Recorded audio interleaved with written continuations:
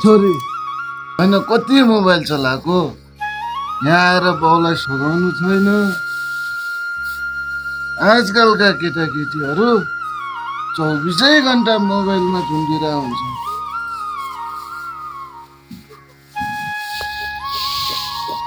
होइन यो मोबाइलमा हुन्छ चाहिँ के, रात दिन मोबाइल भन्या छ। ए साँच्ची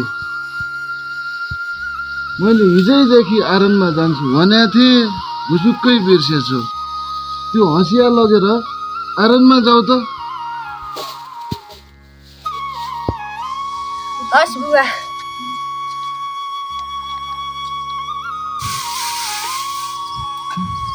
आज भोलिका केटाकेटी पनि के भएको।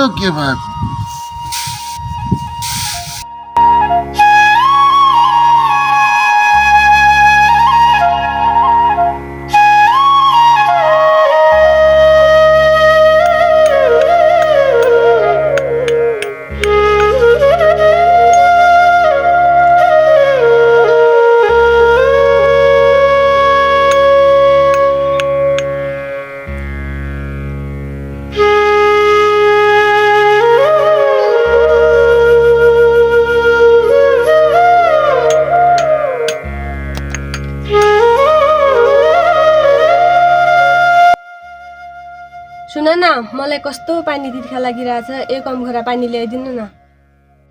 ल तिमीलाई थाहा छ त मेरो घरको पानी पिउनु हुँदैन भनेर। किन तिम्रो घरको पानीमा जहर हुन्छ र? फेरि भोलि म यो घरको दुलै भएपछि पिउनै त पर्ला। होइन कति ठुलो स्वरले परा कि भित्ताको त कान हुन्छ भन्छन्, कसैले सुन्ला फेरि। सुन्नुहोस् के भयो त? यो गाउँ समाजको डरले कति दिन लुकीछिपी भेट्ने भन त? मलाई अरू कुरा केही थाहा छैन, मलाई खुरुक्क भगाएर लानु। होइन मैले भगाएर चाहिँ कहाँ लाने? ल भन त, न बस्ने खाने ठेगान छ, न गोजीमा पैसा छ। तिमी जहाँ जान्छौ म पनि त्यही जान्छु। एकचोटि सोच त, हाम्रो छुट्टै संसार हुनेछ, हाम्रो एउटा सानो घर हुनेछ, अनि त्यहाँ तिमी र म अनि हाम्रा छोराछोरी हुनेछन्। यस्तो समाजमा बस्नु छैन मलाई, बरु मलाई भगाएर लैजाऊ। अनि सबै तिमीले भने जस्तो कहाँ हुन्छ र? बरु अहिले तिमी घर जाऊ, तिम्रो बुवाले थाहा पाउनु भयो भने जुत्ताको माला लगाएर गाउँ निकाला गरिदिनुहुन्छ। होइन कति डराएको, तिम्रो यही बानीले त हेपिरहेछौ। जुनेली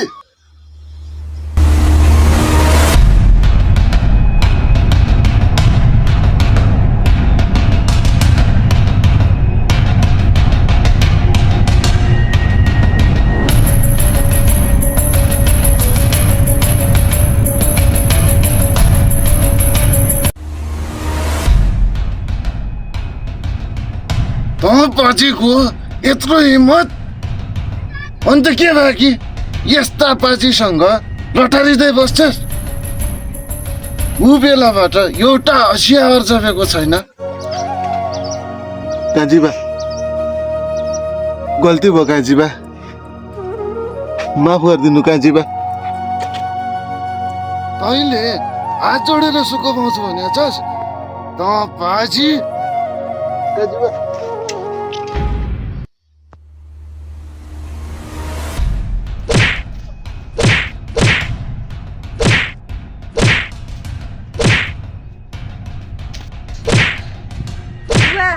नकुट्नुहोस् न, बरु मलाई कुट्नुहोस्, गैनीहरूलाई नकुट्नुहोस् बुवा।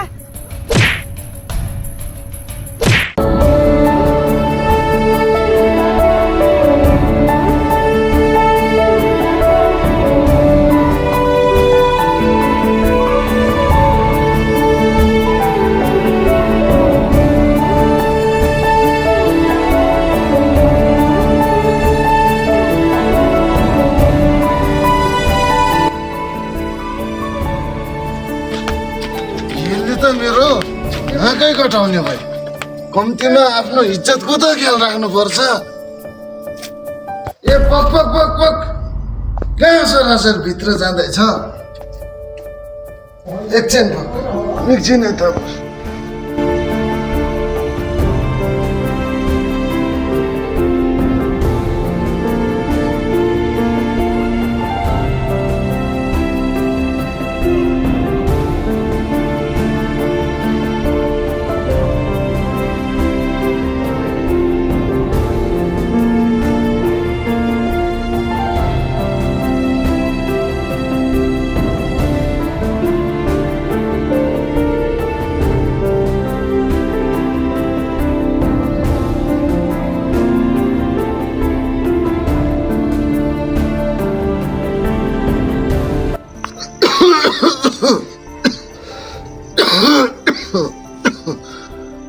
अब यसरी भएन एउटा राम्रो खानदानको केटो खोजेर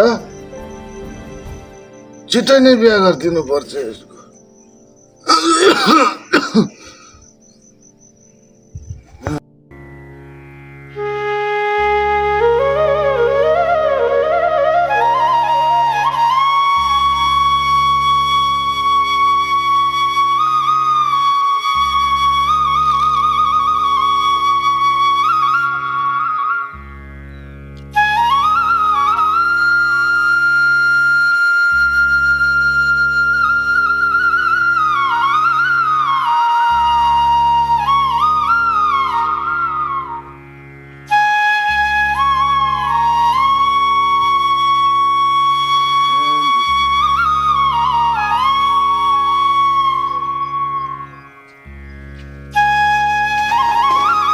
लु यो बेलासम्म उठेकै रहेछ कामले धुरी लागिसक्यो कति सुत्न सक्यो होला जुनेली ए जुनेली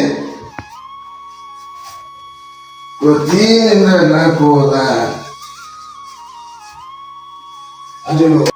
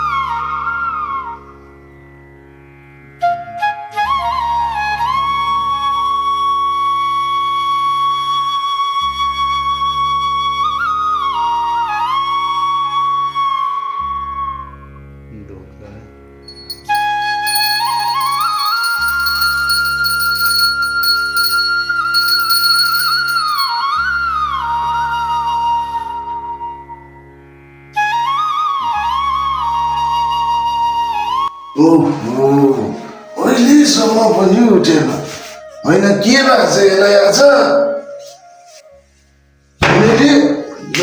ढोका त खुल्लै पो रहेछ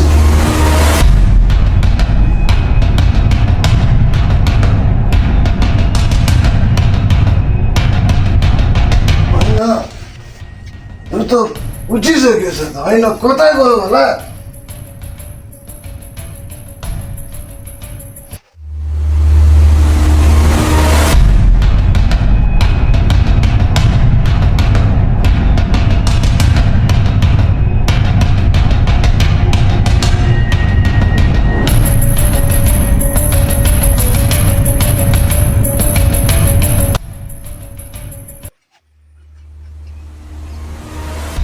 बिहान बिहानै कता हिँडिछ यो जुनेली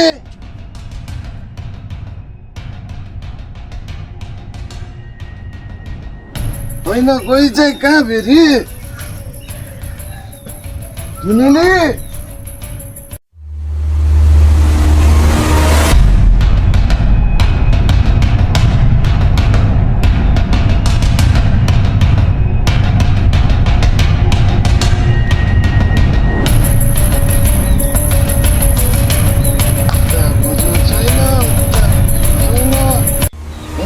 कोही चाहिँ कहाँ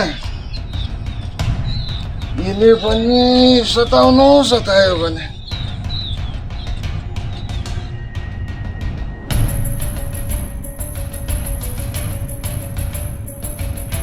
काजीबा काजीबा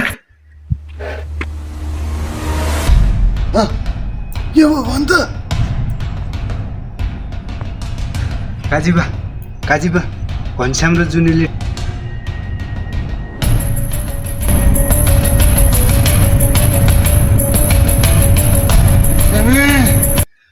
मलाई त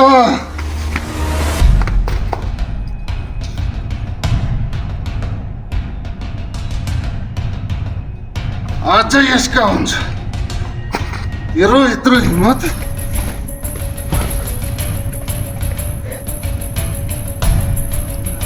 ला आज काजीबाले सिद्ध्याउने भयो घनश्यामले बरु म पनि जानु पर्यो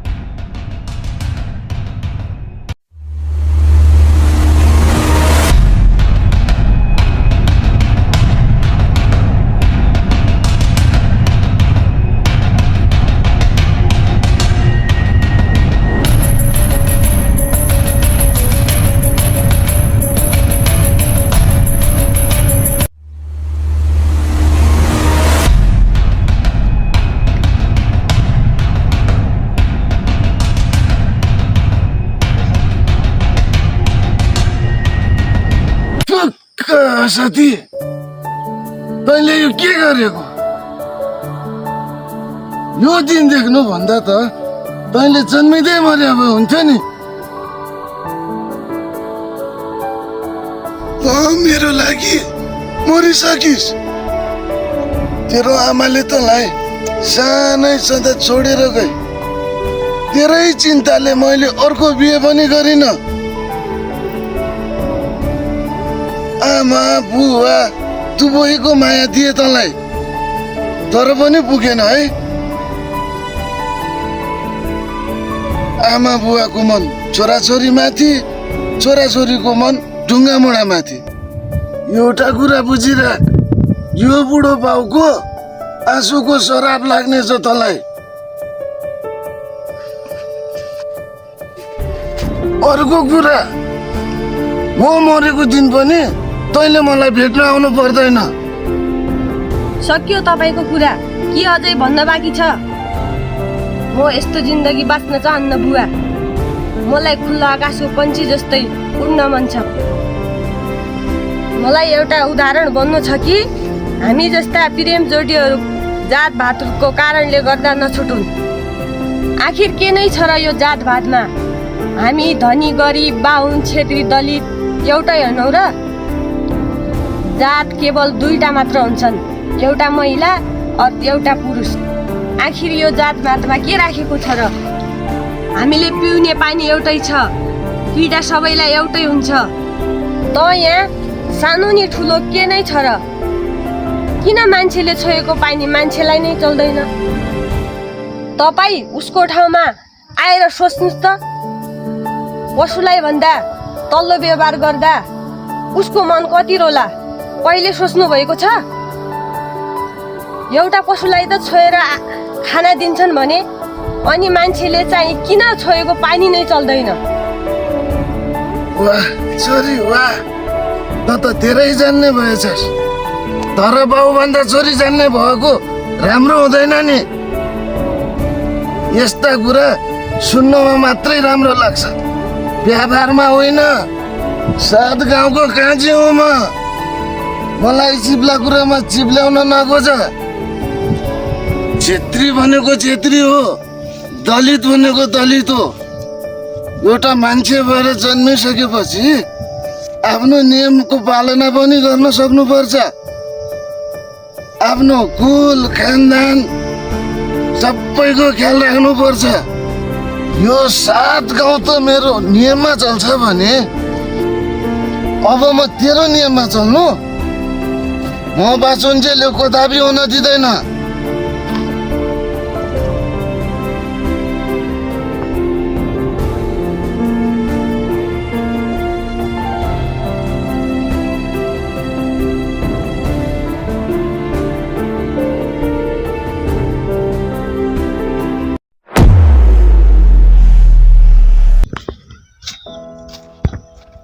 ओ घनश्याम हेर्दै हो बुढाबुढी त्यहाँ बसेर। के हुनु यो एउटा हाँसीको भिड बनाऊ कि भने उता काजीबाले आज साँझ खाना खान बोलाउनु भएको छ, दुवैजना आउनु रे।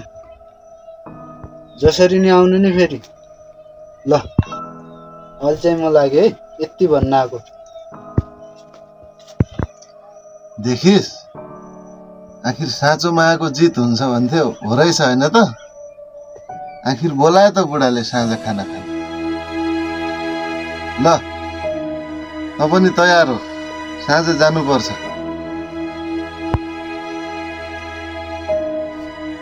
ओहो, बरु लुगा चाहिँ के लगाएर जाने होला? आफूसँग यस्तै यही एउटा छ। पहिलोचोटि ससुराली जाँदा त मनमा उथुल पुथुल पो हुँदो रहेछ। मलाई त कहिले बेलुका होला र जाउँला पो भइसक्यो त। किन उहिले कसरी मान्नुभयो? म त त्यही कुरामा अचम्म छु। हे त पनि नाना थरी नसोच न, आखिर बोलाए त बुढाले खाना खान। अब बुढाबुढीको मन हो, एक दिन बदलिहाल्छ नि, आफ्नो सन्तानको त माया लागिहाल्छ नि।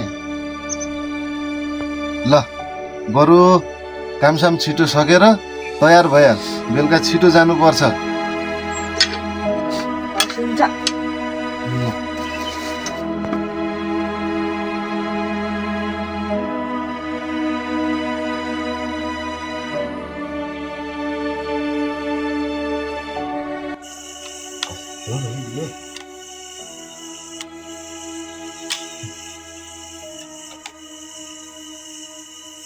केटा हजुर काजीबा। खोइ त यति बेला भइसक्यो, आउँदैनन् त? भनिनस् कि क्या हो? आउँदै होला नि, भन्न त भनेको हो। खोइ त बेला त भइसक्यो त। आउनु त पर्ने हो। अनि काजीबा मैले नबुझेको कुरो चाहिँ हजुर त उहाँहरूको विरोधी हुनुहुन्थ्यो, अनि एक्कासी यो घरमा बोलाएर मेजमान गर्नुको कारण चाहिँ के होला? मैले त्यो कुरो बुझिनँ त। तँले पुरा बुझ्दैनस् के बाबु? पछि आफै बुझ्छस्, अहिले चुप लागेर बस।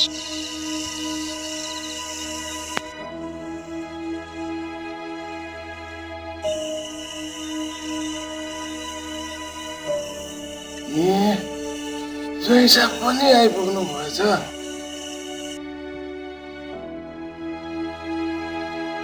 ल ल ल बसौँ ज्वाइँ साहब, बसौँ बसौँ बसौँ बसौँ। अनि सबै ठिकै छ?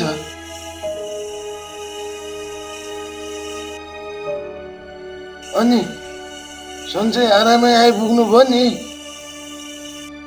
ल ए केटा, ल त्यहाँ मैले गिलासमा पानी राखिदिएको छु, ल्याएर आइज त। हस् न।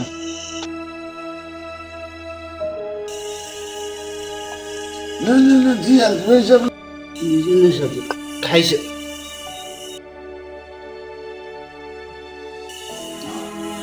खानुहोस् ज्वाइँ साहब, खानुहोस्। यस्तो अप्ठ्यारो मान्नु पर्दैन। ढुक्कले आफ्नै घर सम्झेर खानुहोस्।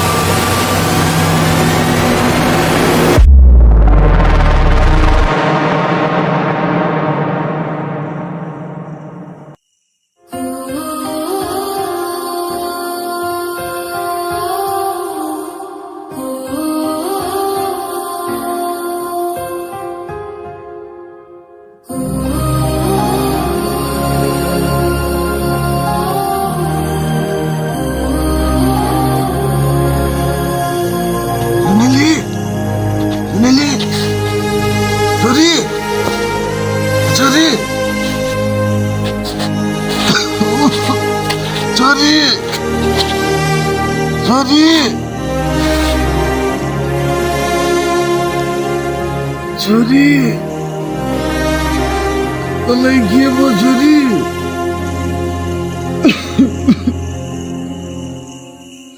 छोरी हे भगवान मैले यो के गरेँ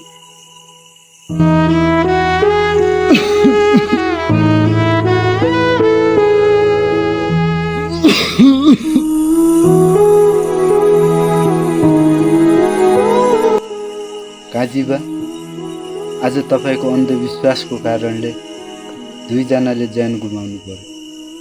तपाईँ जस्तै काजीहरूको कारणले यो समाजमा कैयौँ घनश्याम र जुनेलीहरूले खुलेर बाँच्न पाएका छैनन्। तपाईँले यत्रो षड्यन्त्र गरेर के पाउनुभयो? भएको एउटा छोरी पनि गुमाउनु भयो। अति गर्नु तर अत्याचार नगर्नु। काजीबा मैले तपाईँको आज असली रूप देखेँ। यस्तै हो भने यो घरमा कुन दिन मेरो पनि यही हालत हुन्छ म चाहिँ लागेँ।